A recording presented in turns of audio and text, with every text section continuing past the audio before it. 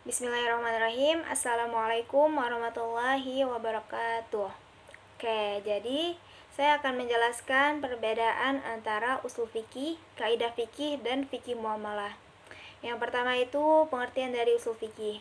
Usul fikih adalah ilmu hukum dalam Islam yang mempelajari kaidah-kaidah, teori-teori, dan sumber-sumber terperinci dalam rangka menghasilkan hukum Islam yang diambil dari beberapa sumber.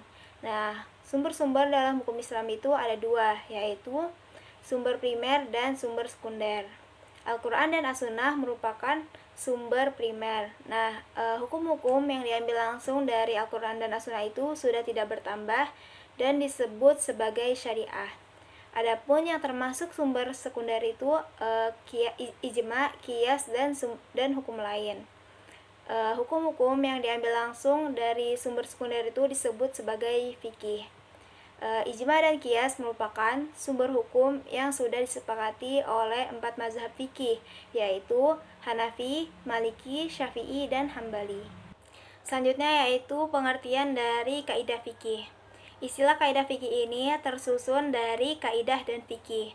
Nah, kaidah dalam bahasa Arab yaitu qaidah, yang bentuk jamaknya aqaid bermakna asas, dasar, atau pondasi, sedangkan fikih bermakna memahami. Jadi secara bahasa, qawaid al-fiqhiyah atau kaidah fikih ini asas-asas atau dasar-dasar yang berkaitan dengan masalah-masalah fikih.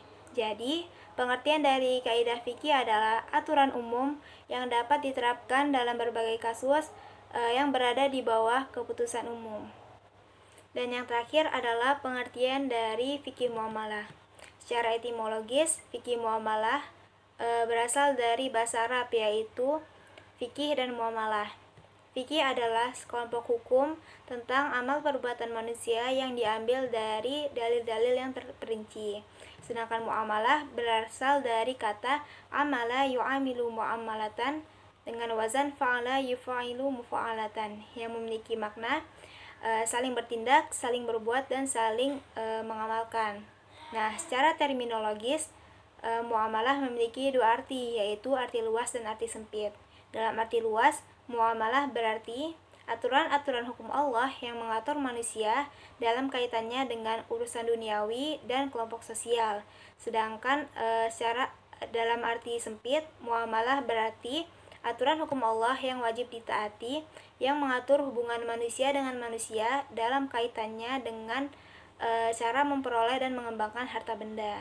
Jadi, pengertian dari fikih muamalah ini adalah pengetahuan tentang kegiatan atau transaksi yang berdasarkan hukum-hukum syariat mengenai perilaku manusia dalam kehidupannya yang diperoleh dari dalil-dalil yang terperinci. Mungkin sekian. Wassalamualaikum warahmatullahi wabarakatuh.